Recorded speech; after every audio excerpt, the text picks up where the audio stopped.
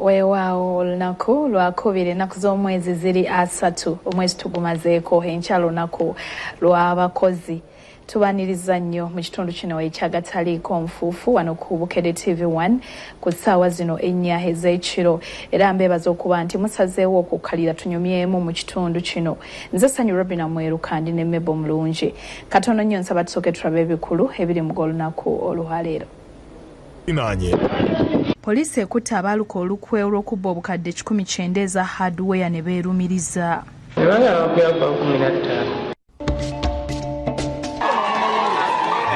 General Tafiira alagidde wabeerewo okunoonyereza ku bantu abaakwatibwa emukono ku by'okutwalira amateeka mu ngalo.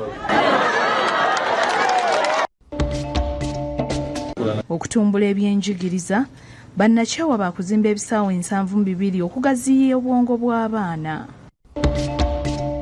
The gun was intentionally given out. Tekikkirizika, omusirikale asinze emmundu erimu amasasi 3 mulimu ewa Manerenda amuwole emitwalo 7. Bali mu makomera gaffe.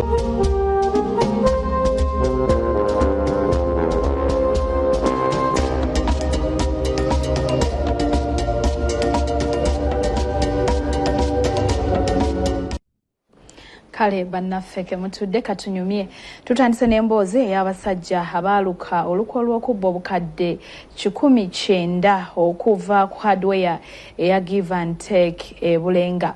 Bano beerumiriza mu maaso ga poliisi ng'omu atuuse n'okwevuma ekyamwegassa ku banne bategeke okubba ensimbi zino. Obunyazi buno bwaliwo ku ntandikwa ey'omwezi guno era katukuwe emboozi eno nga bwe yali. Abakola intelligence katwine natete bakuta abantu abalala 5 bali mu luko olw'okubba ssente okuva mu Give and Take hardware esangibwa e Bulenga.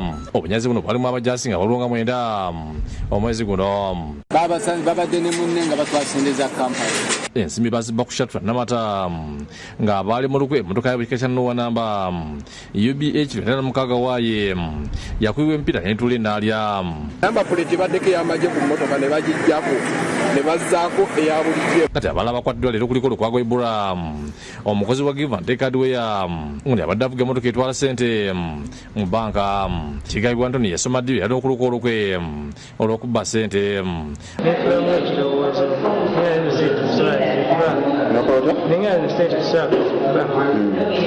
Ono kigambibwa nti yafuna mukwano gwe Lukwago Muhammad n'amutegeeza nga batambuza ssente nga zitwala mu banka n'amusaba afuneyo abantu abalala basobola okuzibba.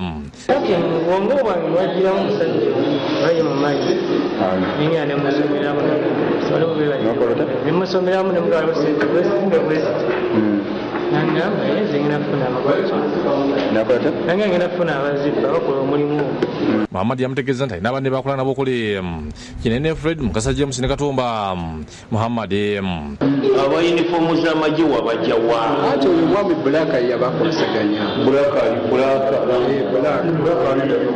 yasala yadda. Lukwago Ibrahim yabawa omulimu yabategeeza nti ssente zaabwe nitamanyi bungi bwazo. Bano basinga ne bamutegeeza omulimu bagenda okukola nga ku mulimu gunaabukolirwa okufunako obukadde 15. Milioni meka? Kati nze naye nembeera nga mbayambaganya okubawa amawulire gonna nga bwe zitambula.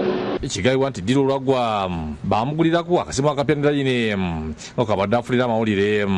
Bampa akasimu kenjogererako naye nga nekenjogera nesipaki simumanyi naye nga nze nesiza oli kubanga oli mupaki.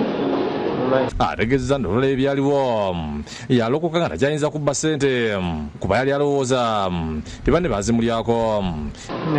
Kubanga nzizemu nezivuga wiiki ezo zonna nga nza zitambuze nga naye siddamu kufuna kirowoozo kyonna. Okuva lwe bazibba ziri gobadde okyazivuga? Nga 15 omwezi guno omwogezi wa poliisi mu ggwanga Fred Nanga yategeeza nti baali bakutte n'abapoliisi munaana lwakubba bizibiti ebyezimu ku ssente z'obukadde 19 ezaali zibbiddwa.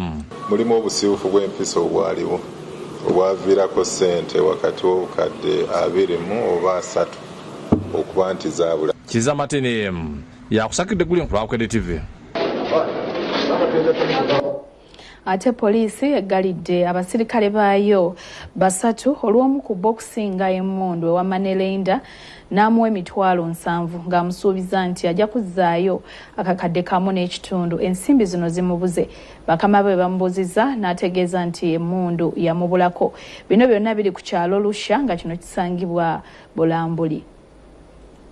Ku ntandikwa y'omwezi guno emmundu ya poliisi yabula okuva ku musirikale waayo Henry Mangusho okuva ku poliisi ey'e Lusha e Bulambuli nga babadde ku muyigo gwayo. Poliisi yakwata basajja baayo okuli Osiwere Wilson, Mangusho n'omulala ng'omugatte kati bali abasirikale 3 ng'omwogezi wa poliisi mu Elgon Rogers Taitika bw'annyonnyola. Yabbibwanga 10 omwezi guno gwennyini omwaka guno era abasirikale baffe post supervisor wa post eno bategezeza Were Wilson no ya signing emmundu eno Henry Mangusho twasobodde okulabika nga tubakwata era wenjogerera bali mu makomera gaffe wano mu Bugisu nga tugenda mu maaso okulaba nga tumaliza fayiro zaabwe. Agamba nti emmundu bagizudde nga kika kya SMG nga yalimu amasasi 3 mulimu. Twagifunye ng'eri intact amasasi obukosa agalimu 30 zonna twagafunye era tuli basanyufu. Mu ekyo tubitaddemu engato okugenda ku kitundu ekyerusha emmundu eno gye yabulira. Abatuuze bategeezeza nti owa poliisi Mangusho yasinga emmundu eri omuwozi w'ensimbi muyite Manerenda ku nnusu $7,000 nga bakkiriziganya okuddizaako amagoba. The gun was intentionally given out by a police officer in exchange for the money.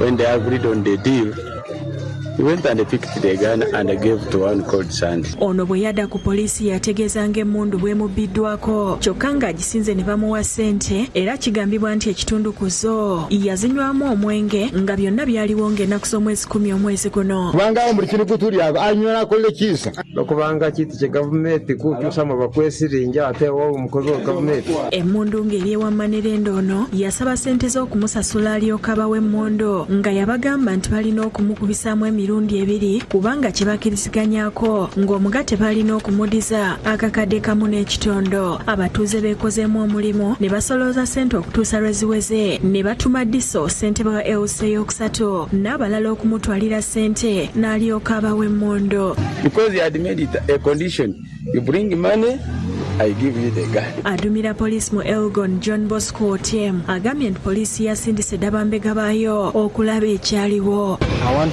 so much to thank the community of Lusha sub-county, especially the chairman LCP and the senior citizens. We work closely to ensure that our gun was recovered. Mu kuwayamu n'ababaka ba Parliament bawadde endowooza ku kikolwa ky'omupoliisi eyasinze emmundu ewa Manerenda. Ewaffe eyo buli ka trading center kalimu Manerenda ne bonna bafaanagana. Ekyewuunyisa kati biibyo biranze omuntu okwewolewa Manerenda n'awaayo emmundu. Basabye minisitule y'ensonga z'omunda mu ggwanga n'ey'obutebenkevu okubaako kye bakola ku mbeera z'abapoliisi. Twabadde wano gavumenti neeyongeza aba UPDF ababadde ku $45 ne bagenda ku kakadde. Bajenera babadde ku $2,000,000 ne bagenda ku $20,000,000. Abapoliisi ne babaleka balaba. Ndowooza tuwe priority ekintu eky'emisaala gavumenti ezuukuke. N'olwekyo minisita wa security ne minisita wa internal affairs ensonga eno mugiyingire mangu tumanye abaana be mutwala mu poliisi mubajja waani basoma kyenkanawa. Kiza Faizo n'Obed Lutale be bakusakidde eggulire lino ku Rabukedde TV.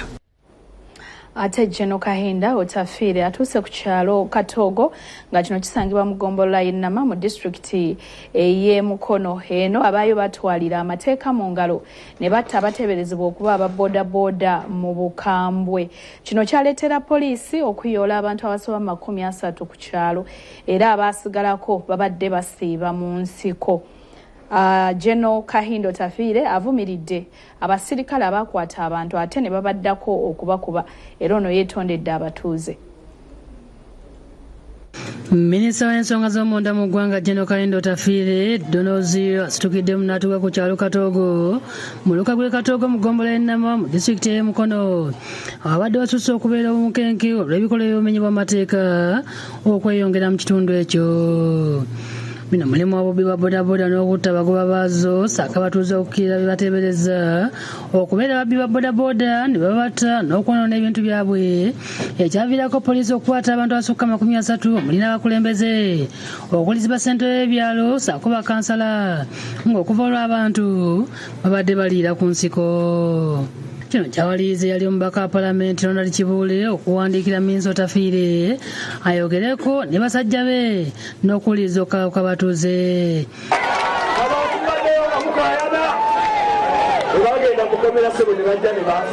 Abamu ku baali bakwatiddwa kuli ssentebe w'ekyalo Waluga nga ye Sulaiman Katambala balomboza engeri gye bakwatibwamu so nga baali wala n'awaagwa obuzibu buno. Kuba abantu balina gye bagamba nti olaba bakutwala Katambala abadde akolagana ne poliisi abadde akolagana n'amagye ne bamukuba n'emiggo abadde babadde batuukira tunaakola tutya naye nga nabwe yambulidde omugongo guno oyinza obutakikkiriza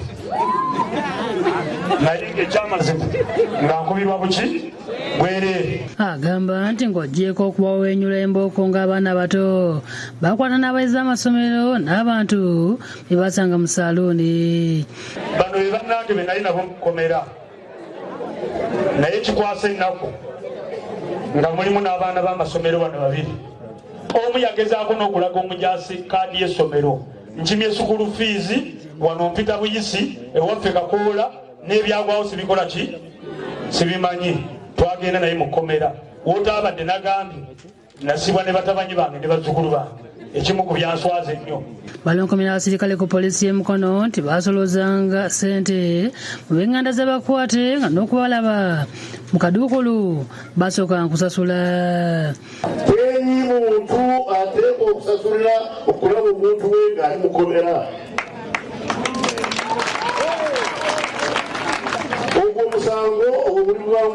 Omubaka wa palamenti wa Mukono North Abdallah Kiwanuka Mulima Mayoni agambye nkyama abasirikale okuba abantu ng'ensolo. Nga wali minisita w'ebyokwerinda tusaba otuyambe twogere ku byokwerinda mu kitundu kino twone okutuutuuzibwa.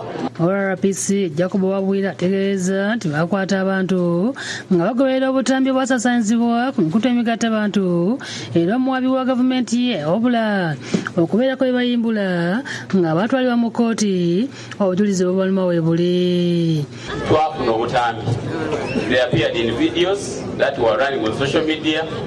So bwe twakomawo wano bwe twajja wano twali tugoberera abantu abalabikira mu butambi nga bakola ki abatwalibwa ku alimaani mukulira bwekibanga ddala kituufu nti omusango tebaguza era bagenda kukola ki bagenda kuvaayo. Nga yanukula General Tafiire asoose kwetondera abatuuze okusingira ddala ssentebe Katambala bwe bayisaako w'embuya n'agamba nti kikyamu. Ekindese wano olunaku luno wetondera mwami Katambala Sulaiman. Yagala kukulayira ati abantu abo bakuba ngenda kukunaana.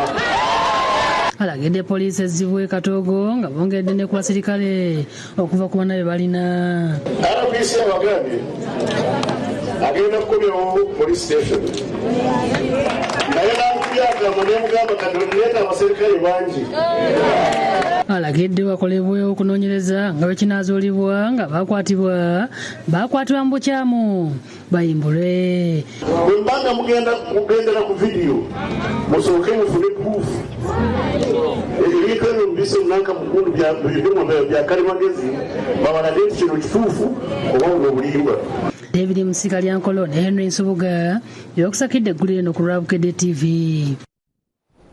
Ate byo ebibiina by'obwannakyewa nga biri ne gavumenti byakuzimba ebisaawe 72 okwetooloola eggwanga okutumbula okusoma kw'abayizi nga bayita mu by'emizannyo. Bino bibadde mu kujaguza olunaku olw'okusoma nga bayita mu kuzannya nga bino byonna bibadde Kololo nga minisita ow'ebyenjigiriza n'emizannyo Janet Kataha Museveni abadde omugenyi omukulu.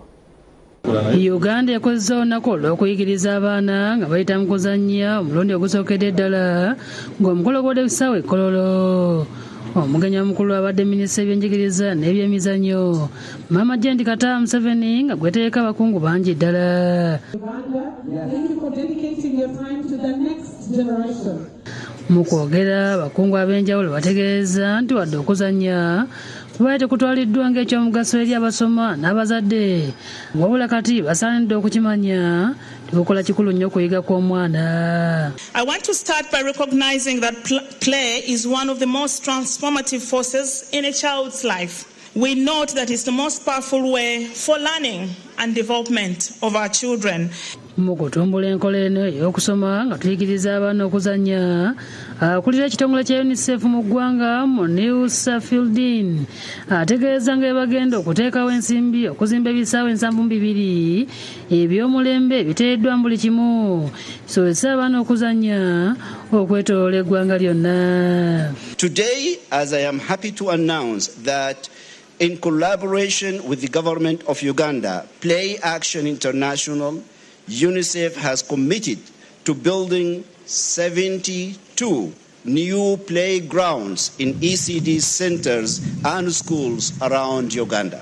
Agamba nti ebisaawe bino bagenda kubizimba nga birinaanya amasomero ag'abaana ziyite Early Childhood Development Centers. Y'omuwandiisi olw'enkalakkalira mu minisitule y'ebyenjigiriza Ketty Amalo ategeeza nti okumala ebbanga okusoma nga tuyita mu kuzannya kubaye tekuteekebwako maanyi nga n'amasomero mangi tegalina baana ebazannyira so nga ate ekintu kya nkizo nnyo bwe weetegereza ennambika ey'ebisomesebwa kiyite curriculum. It is a pledge to prioritize the well-being and development of our children by investing in play. Agamba nti gavumenti egenda kwongeramu amaanyi okulaba ng'enkola eno ebukala wamu n'okusaba ebinaagobererwa abasomesa nga batumbula enkola eno ey'okusoma nga tuyita mu kuzannya. The Ministry of Education and Sports is committed to working with stakeholders to ensure that play is emphasized in teaching and learning through retooling teachers, providing instructional materials, for example, teachers' guides, and sharing effective practices for learning through play. Ye Maama Jendi Museveni mu kwogera kwategeeza nti okuva edda ng'abaana bazannya era nga mu kuzannya okwo baayigirangamu wabula eggwanga ne litaataaganyizibwa entalo okusoma okw'ekika ekyo ne kukendeera ddala. Maama agambye nti nga kati ng'eggwanga lirimu emirembe gavumenti ng'eyita minisitule y'ebyenjigiriza baakutumbula okusoma okw'ekika kino okw'okuyigiriza abaana nga bayita mu kuzannya. Our society is healing again, becoming normal again, trying to now make room for our children. Because there was that time when we had play places in our cities where children could go to play at weekends or public holidays and times like that. Maama era ategeeza nga bwe bali mu kaweefube ow'okussaawo amateeka aganaagobererwa enzirukanya y'okusoma kuno ku mutendera gw'ebyenjigiriza ebisookerwako.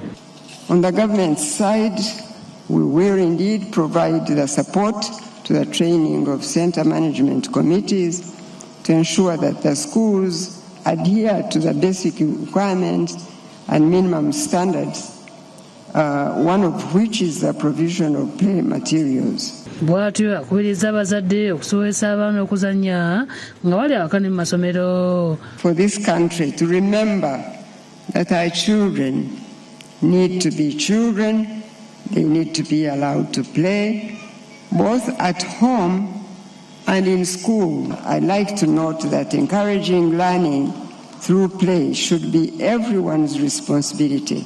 Oluvannyuma Maama Museveni atongoza enkola eno era abakungu abawerako ne bassa emikono ku kiwandiiko. Sharon Nabasirye yakusakidde eggulire eno ku Bukedde TV. N'emboozi eyo nsaba okkirize tusooke tukuwummuzeemu katono tudde n'ekitundu kyaffe ekyokubiri. Oli mulabe mulungi owagati aliko nfuufu n'olwekyo tovaawo kubanga mulimu gano. Limited. Embeera y'abaana ababiri ku bana omuzigu be yatemyetemye eggulo mbi bongeddwayo mu ddwaliro eddene. Funa obujjanjabi obumala. Kale nno olwaleero nti obutaka ffe ebyaya n'ebyaya by'emyaka ebiyiseewo nga tujja tubeera ne basaababiito ab'enjawulo nga twebalondera ndi saababiito wakutaano naye ffe ng'era oli olulangire tetuba na masiga tulina bajjajja abakulu ab'emituba kale nno bajjajja abakulu ab'emituba abo okusooka mbatumiddeko nnyo nembeebaza gyonna egy'okuzukuza abalangira n'abambejja ate n'okubatambuza mu nnono mu ngeri etegerekeka ennungi.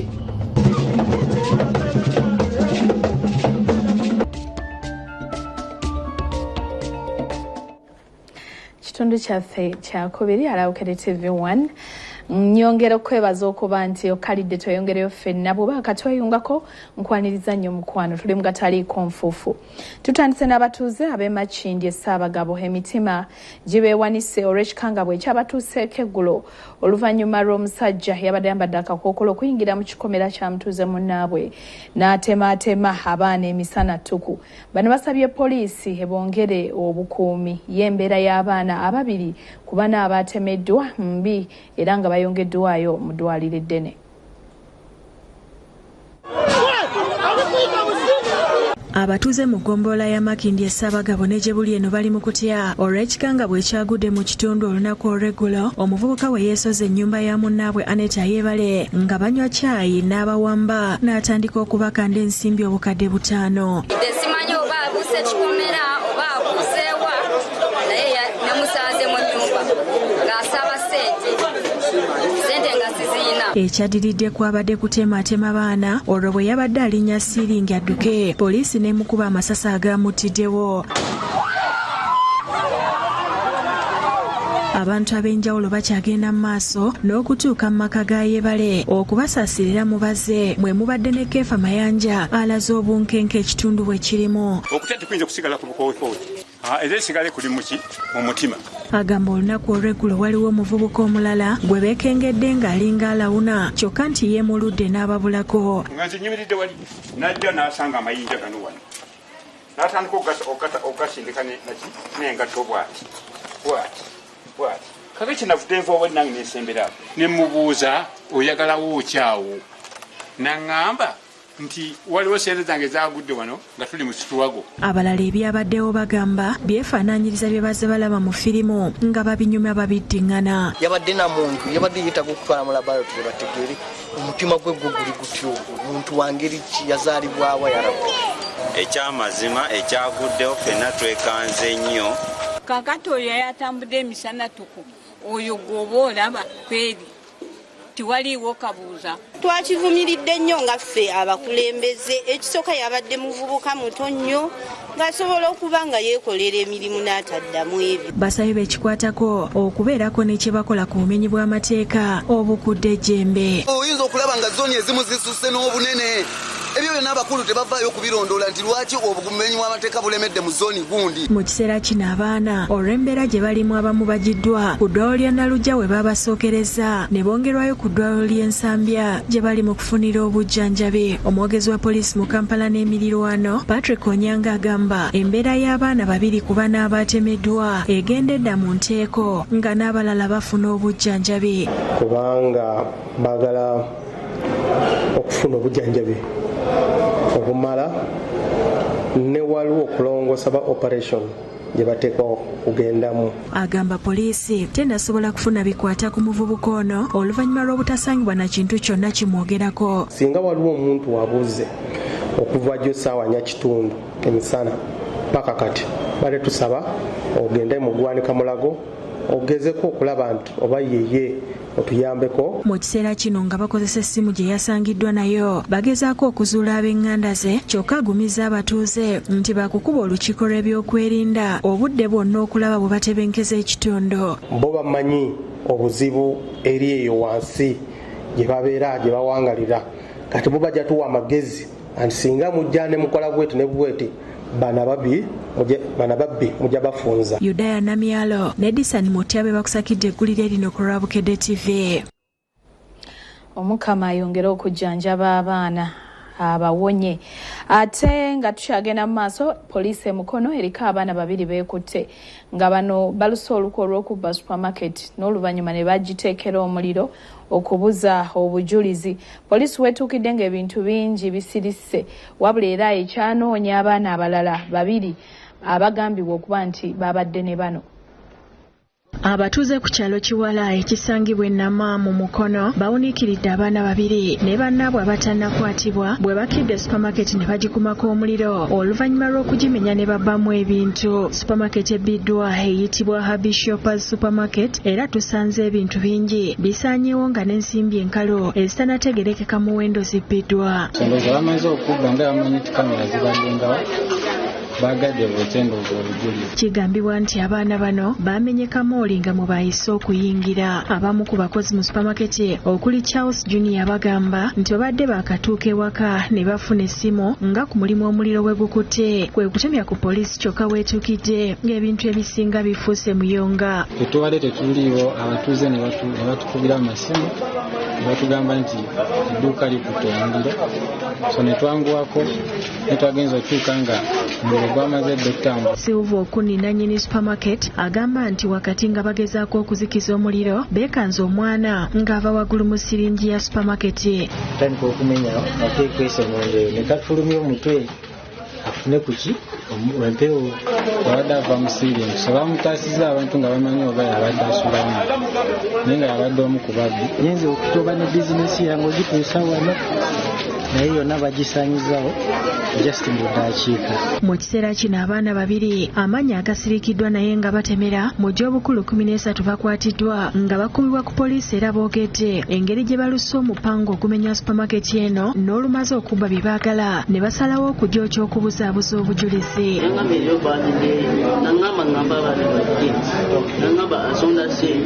Antaani yakumye omuliro.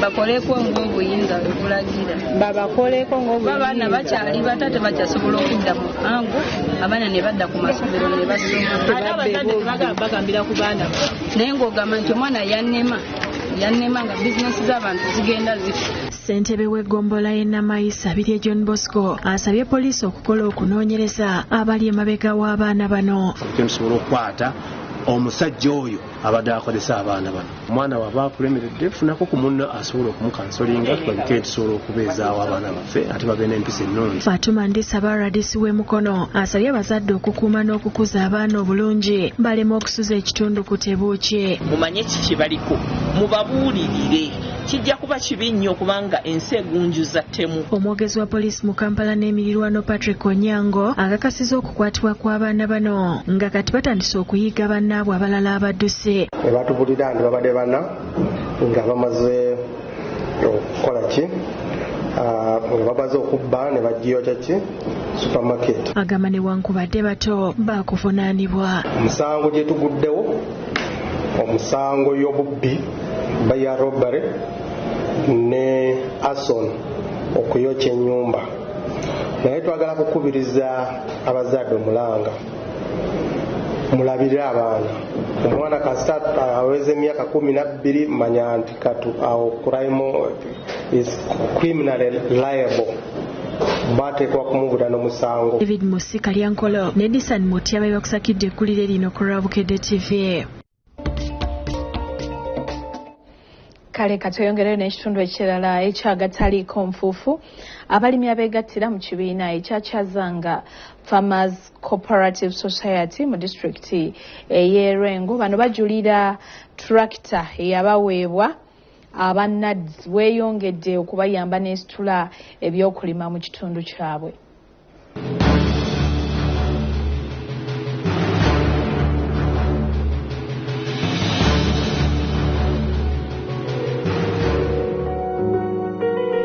Kyazanga Farmers Cooperative Society ekiri wansi wa Kyazanga Integrity Company ekisangibwa Kyazanga mu district y'Erengo kirimu bammemba abasukka mu 1,110. Bano bajulira engeri tractor yabaweebwa nuts mu 2020 bweyambye okusitula embeera zaabwe. Tugende mabega nti endima twali tulima katono ate nekitwala obudde bungi okulaba nti tusobola okusiga naye bwetwafuna tractor nti omulimu gwagenda nigukola ki negugenda nga gufunda tusobola okulima ekintu ekinene ate mu kaseera akatono ate netusobola okusiga okusigira wamu ate netukungula mu budde bwabunankani obulungi. Omu ku baganyuddwa mu tractor eyabaweebwa mu kibiina kino ye Martha Namuyiga ng'alimira ku ttaka lya bugazi bwa yiika 10 agamba olw'amakungula g'okweyongera obulamu bwe bukyuse kuba n'ennyingiza ye yeeyongeredde ddala asobodde okusitula ebizimbe asasulidde abaana be fiizi n'ebirala bingi nga bw'alambulula. Bamembazi nange n'abatweyunzeeko nina be nasangamu nina n'abansanzeemu ffenna tugenze tufunawo enjawulo okusinziira we twatandikira. Kulima kwange nali nima katono nga nima mmere yakulya waka naye okuva lwe nafuna tractor okuva munagizi nima emmere nenfisaako nfunako ey'okulya ate nentundako nensobola okuweerera abaana bange nzimbiyemu ennyumba z'abapangisa newensula sialina landiroodi yankonkona. Joseph Asimwe omutandisi w'ekibiina kino era nga naye mmemba yeebaza nnyo gavumenti okuyita mu NADS olw'okuddukirira omulanga gwabwe akubiriza abalimi yonna gye bali okwegatta mu bibiina basobole okufuna obuweereza obusinga. Abalimi bangi bwe balima eki ekinene ekunganya ate nefuna ekingi kubanga tubadde tuyinayo amakampani agabagulako ebijanjaalo agabagulako kasooli so mubakunganya tunene nibafuna kinene nibakola kyeki. Ekyokubiri tulinako nti nga cooperative okusinziira waliko nti buli memba atundayo waliko ka percentage akasigala mu cooperative omu so bwebagula kingi ye nibajja kufuna kakanankani akomisioni kangi. Tractor niziyambako abamemba n'abatali bamemba kati ekiriwo nti bwaba oli bwabanga tali memba yalina okusasula direct sente zonna kati bamemba ate balinayo chance nti asobola okumulimira then najja natusasula nga amaze okutunda ebirime. Moto yaffe ya kampani egamba nti taking you to another level of farming abantu okubajja kakundi batuuke ku mutendero ogw'okulimisa ebyuma. Neyanza nnyo NADS olw'okutuyambako otuwa tractor naddala ffe ng'abakyala kuba ebiseera ebisinga abakyala tulekebwa wansi naye tugyebaza olw'okutuwa tractor ne tusobola naffe okufunamu ate n'abafamire yaffe n'abafamire zaffe then n'abantu abalala.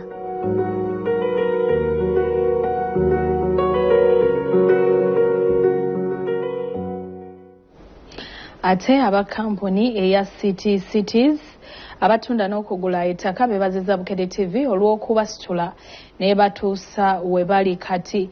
Bagambye nti kati bafuna n'engule ey'okuba nti be basinze okujja abantu mu mizigo. Bano era bakwasizza n'abasenze baabwe certificate ezibakakasa ku ttaka kwe bali. Godfrey Babikimera akulira City Sites Limited abatunda n'okugula ettaka nga mutuuze w'Omukono agamba nti yatandika okulanga ne Bukedde TV emyaka ena emabega tikyokka okuva lwe yajja ku Bukedde teyejjusa wadde olw'ebyo byafunye. Natusanga nga tuli mu apartments ez'enjawulo ezifaanana bwe ziti nga tulina ne branches ez'enjawulo mu Kampala, Wandegeya oba n'Emityana. Omuntu ayinza okulowooza nti oba oliawo tulina magiki endala gye tukozesa naye Bukedde TV.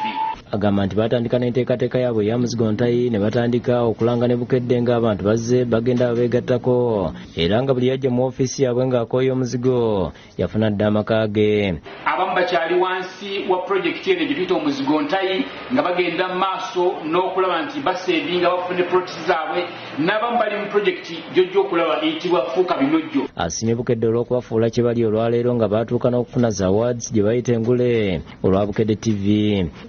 Wangula award eno nga tugijja mu kibuga ekimanyiddwa nga Dubai. Kati aba state sites baliko n'abatuuze b'embaliga mu mukono bebayambye ne bakolera zi certificate ezibakkiriza okubeera ku ttaka abalandiroodi basobole okubamanya tibali ku ttaka lyabwe. Wano Steve Kironde nga ye mwogezi wa state sites ayogedde amakulu agali mu kuwa certificate zino eri abatuuze bw'ati n'asimba Bukedde olw'omukisa gwe yabawa okulanga nabo. Africa City Sites okubandika kati ku bilamwa gyaffe kwe kulaba ntukulaakulanira wamu n'abantu n'ekyo tetwandisobodde kituukako singa TV nga Bukedde teyatukwatako. Omukolo gwetabiddwako n'amyuka RDC wa mukono Michael Segawa ng'onalaze obunnyamivu olw'emivuyo gy'ettaka egisusse mukono n'asimba aba state sites olw'okuyamba abatuuze okufuna obwannannyini ku ttaka lyabwe. Neka certificate eno lagi lyakuyamba kulaba nga waliwo harmony, waliwo obutebenkevu n'okuwuliziganya makati ga Land Road n'owekibanja. Omubaka wa mukono North Abdallah Mulima Mayuni abuulidde abatuuze obukulu obuli mu kuwa obusuulu. Olina okusasula obusuulu era kikakatako okumanya nannyini ttaka. Oluvannyuma bakoze omukolo gw'okukwasa abatuuze certificate. Obukumu kuba nsegegira ndoodi wange certificate nfunye kikyalimu kutya. Ngenda kufuna ku bweweero, ngenda kwebaka ku poloti yange. David Tamale yakusakidde gweno ku Bukedde TV. Olunaku olw'enkya Uganda egenda kuza olunaku olw'abakozi nga luno olukuzibwa n'okwetooloola ensi yonna. Emikolo emikulu gigenda kubeera Fort Portal ku mulamwa ogugamba nti okukwatira awamu okukulaakulanya embeera z'abakozi ku nsonga enkulu byongere okufulumizibwa. Emikolo gya kulagibwa wano ku Bukedde TV butereevu. Katwongere okulaga emboozi eno. Enteekateeka ez'okuza olunaku lw'abakozi mu nsi yonna ziwedde. Wano mu Uganda emikolo gya kubeera mu kibuga Fort Portal omukabola grounds wetuukidde ku kisawe enteekateeka zigenda mu maaso nga buli kimu kiri mukolebwako okuviirira kuba n'asanyusa abagenyi n'abebyokuyinda bonna bali mu keetalo nga Namutale omunyage kente omwongezi wa poliisi mu bitundu bya Rwenzori West Vincent Wesije agambye nti buli kimu kiwedde. Abantu bonna bagenda okujja wano tusigale nga tuli bakakamu omukolo gubaguleeta wano gw'abantu tubakubiza okujja ne tuba n'empisa naye tube neki tukuume amateeka gajja okubeera. Ekibuga ki Fort Portal kyonna kitimbiddwa era kyakayakana okujja ekitiibwa eky'omukolo. Abatuuze mu kitundu beetere butereevu mu nteekateeka omuli okussa emidaala okukosa ebigenda okukolesebwa wamu n'ebyobuwangwa. Twesija yabuzibwa bodaboda okobya okuvugisa ekimama baleme kuleeta bubenje. Nyawe tusaba abavuzi ababodaboda ab'emmotoka ab'ebidduka nti amakubo agamu gegenda beeramu emisanvu ey'okucekinga abantu abajja ku mukolo. Tubasaba okutavugisa kimama n'okuvuga nga beegendesereza obutakola bubenje. Pulezidenti Yoweri Museveni yagenda okubeera omugenyi omukulu nga omubaka wa Fort Portal Central Division Alex Lukunda alambuludde ebasuubira. We expect some of the issues to do with the industrial park, the planning which we had gone for a very long time to see what he has to say about it or what he plans he will give. We also expect the president to look at the infrastructure, the road network. Yombaka wa Fort Portal North Division era Minisita Mbezi ebyobujaji obusookerwa ku Margaret Muhanga alaze okunya olw'okuba nti bonna abalesi binakozesebwa ku mukulu bajjiddwa Kampala olwaba Fort Portal balekebwa ebbali. You seem to have gotten everything from Kampala like this. No one here who has any services. The service providers in town have contacted us and they are really not happy with the way they were sidelined and everything came from Kampala. We hear even Matoke have got it from Kampala. Yolanda Singwire yakusakidde guli ku Bukedde TV.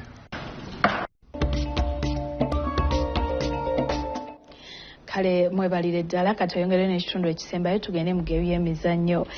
Kino tukitandise ne minisita omubeezi ow'abavubuka n'abaana Barugahara atendereza President Museveni olw'amaanyi g'ataddemu mu kulwanyisa obwavu naddala mu bavubuka. Okwogera bino abadde matikira g'abavubuka mu bitundu eby'e Kayunga.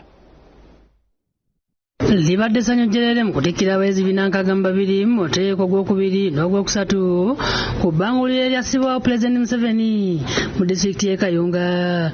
Ebbanguliro lino liyitibwa Mengo Zonal Presidential Hub.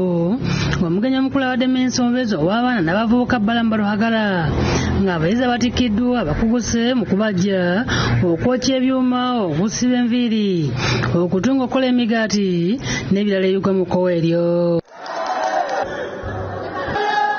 Minisita Balamu mu kwogera kwe atenderezza Pulezidenti Museveni olw'amaanyi g'ataddemu mu kulwanyisa ebbula ly'emirimu. So mwe abalina omukisa nti musomye skilling ku Pulezidenti Museveni mumwagale nnyo. Pulezidenti Museveni mukole ki? Kuba abawadde chance okufuna amagezi g'ogenda okuvunda nago mu mutwe gwammwe. Agambye nti ebbanguliro lino gateekebwawo ekiganiro eky'okusobozesa ne Uganda okuwerako ne ssente mu nsawo. Omukulembeze yaŋŋambye nga mpadde obukulu genda otegeeza abavubuka abo bato balwanyise obuli bw'enguzi mu bitundu byabwe. Singa tumalawo obuli bw'enguzi mujja kufuna ssente ezinaamala ezinaatugulira tools ezo zituyambye nga bw'oba omaze okusoma ofuna tools ezikutwala mu maaso. Ategeeza nti agenda kuperereza baminisita banne basobole okuyisa ensimbi ezinaayamba abavubuka bano okubagulira ebyokukozesa. Okubajja mwagala landa, kino landa si eranda. Abakola enviiri mwagala dryer, abokya ebyuma baagala welding machine, abaketaringi mwagala oveni. Kale ebyo ebintu tugenda kubisaba omukulembeze w'eggwanga. Minisita wa Kampala Hajati Minsa Kabanda naye alaze essanyu olw'enteekateeka eno gy'agambye nti eyambye abavubuka bangi okutandikawo emirimu. Ffe Kampala bakatwelinga abaana abasukka mu 200. Abasukkamu sijjaga nti gali 2 naye gasukka mu kimu, guno gwokka omwaka basukkamu. Kuba guno omulundi gwe mbadde wano e Kampala tutikkira abaana buli ssaawa. Tubadde tuyisa ssente mu Parliament ezigula ebintu ebikozesebwa mu malwaliro ng'ekitanda kimu kigula ssente zitakawo abukadde 5. Naye kye bakoze wano kigula miliyoni 1. Awo wetwebaliza Pulezidenti Museveni olw'ekirooto ekyo okutandika okiteeka mu nkola. Moses Kalisa Kalangwa, ssente w'ekibiina ky'NRM e Kayunga, asiimye Pulezidenti Museveni olw'okuteeka abavubuka ku mwanjo.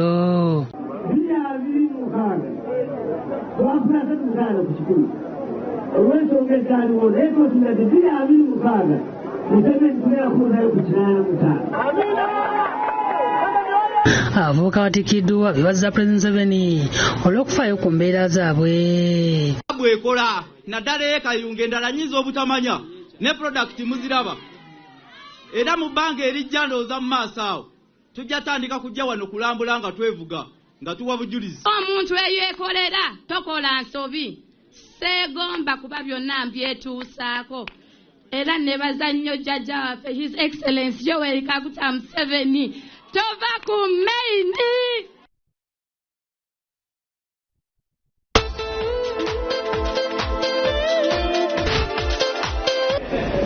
Loriani kwaniza mu kiro kyaffe ky'emizannyo agataliko nfuufu wano ku Bukedde TV1 tandikiddeko mu kibiina ekiddukanya omuzannyo gw'emmotoka wamu n'edigiza empakano mu Uganda ekya FMU olunaku olw'enkya lwe bagenda okuba balonda obukulembeze obujja ebifo 7 eby'enjawulo bye bigenda okuba nga bivuganyizibwako mu kulonda okugenda okubeera ku Katikati Restaurant e Lugogo. George Kajimo yaliko pulezidenti w'ekibiina kino avuganya ne Akena wamu ne John Barrows lumu ku bwa pulezidenti. Wabula olunaku olwo tutunuulidde ekifo ky'omumyuka wa pulezidenti avunaanyizibwa ku digiza empaka nga Arthur Blick Jr. yali kafulumu kubonga digiza empaka ate nga yaliko era mu kifo kino avuganya ne George Semakula yaliko omusomi wa maapu mu muzannyo gw'emmotoka z'empaka wamu ne Dabera Apollo Kingono maama w'omu ku bavuzi ab'amaanyi abadigi Fortune Centamu. Ku kifo ky'omumyuka wa pulezidenti avunaanyizibwa ku digiza empaka Arthur Blick Jr. avuganya naye ku musomi wa maapu George Semakula wamu ne maama Fortune Centamu Dabera Apollo. Abavuzi bangi nnyo, ba stakeholders bangi nnyo, babazadde bajje wange nga baagala nga bankonvinsinga nyimire mu kifo kya DVP motorcycling. Tutambuze omuzannyo guno tugezeko ate ogwongeza ku mutindo. Semakula muzadde w'abaana abali mu piki, abavuga motocross, abavuga enduro, ate nga si bawala bokka, abalenzi n'abawala. So oba olonze omuntu ali mu discipline eyo nyini nga kimukwatirako ddala ekikwata ku baki abali mu motorcycling ki fraternity oba community. Bukyanga mbeerawo emyaka gye mmaze, in fact najoininga piki mu 2012 naye sirabangako mukyala yenna yesimbyewo mu kifo kino.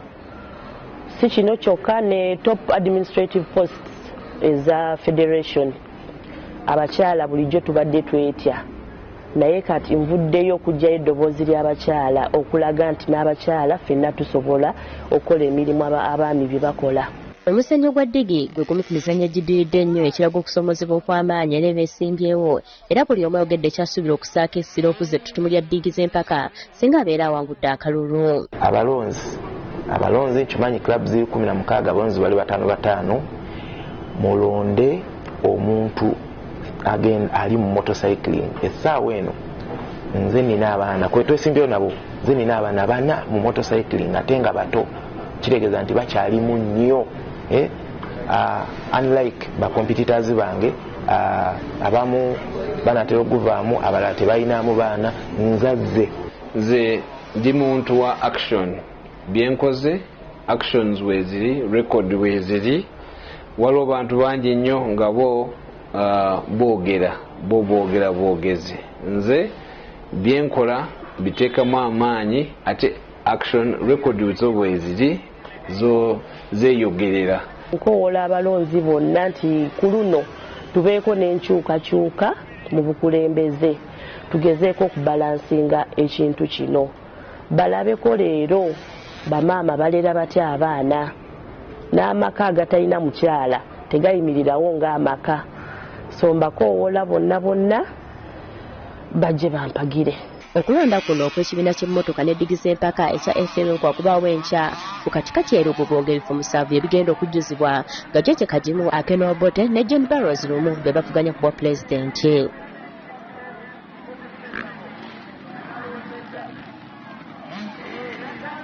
Ate nga tugezeko mu Star Times Uganda Premier League onakola empiira ebiri kyekizanyiddwa ku biseera ebyenjawulo. URFC ne Busoga United balimaganye 0-0. Busoga United erwana kulaba nga tesalwako era akabonero kakulu nnyo gye bali, ate ng'omupiira omulala gubadde Masindi nga banyinimu Bakitala FC batunse n'Embalala City gugenza okukomekezebwa nga buli ludda lubala ggoolo emu. Dennis Omedi asoose okutebera banyinimu Abakitala oluvannyuma Seili aligumaho enzalo ya Tanzania n'atebe yeekyenkanye ng'esigadde dakika 7 zokka omupiira okukomekereza kisannyalazaamu ku misage gya Kitala ku kikopo kya liigi ekya sizoni eno. The thing is that right now Busoga has slightly crept out of that relegation zone and they just need to maintain. Omedi gets a chance, pulls the trigger, and just like that, he once again is on the bounce as he has done time and time again.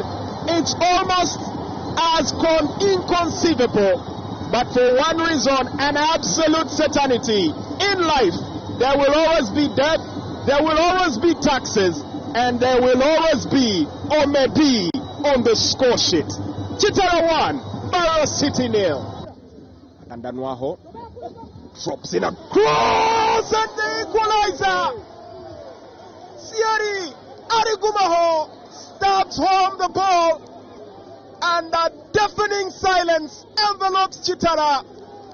Arigumaho dances in the face of the enemies, and the celebrations will resound far and wide, all the way in Wakiso at Chitende, all the way across the Nile. Kitala FC esigadde ku ntiko ya liigi ku bubonero buli 48 nga Vipers Sports Club wamu ne Bull FC buli emu erina obubonero buli 46, Esivire erina obubonero buli 45, ate nga NEC eri mu kyokutaano ku bubonero buli 43. Wabula Kitala ekyabasinze okuzanya empiira emingi nga gira empiira 26, yo wotunulira Vipers wamu ne club ya Esivire balina empiira 24, ate nga NEC ne Bull buli omu alina empiira giri 25. Ngetuvideyo njagala tugendeko e Masaka tutunulire empiira gy'amasomero ga senior nenga wetwogerera gituuse ku luzanya olwa ttiimu 32. okusigulawo minisita ogwanga abadde awerekeddwako komishona Reverend Kananda Kanzimugunya, pulezidenti w'ekibiina ekitwala emizannyo gya siniya ekya USSA Justus Mugisha akulira essomero lya Masaka SS Haji Kutuba Musoke nga balambudde ennyiriri za ttiimu oluvannyuma n'azigulawo mu butongole nga yabadde ku sseeki essomero lya Masaka SS. mu guzannyiddwa abategesi ba Masaka SS bakoze mayiri ne Ande Mwesigwa Secondary School nga guwedde gole mu kwemu. Co-curricular activities are mandatory on the school programs for all secondary schools across the country. And those schools who deliberately miss out on this activity may regret their actions when the ministry gets to enforce the sanctions.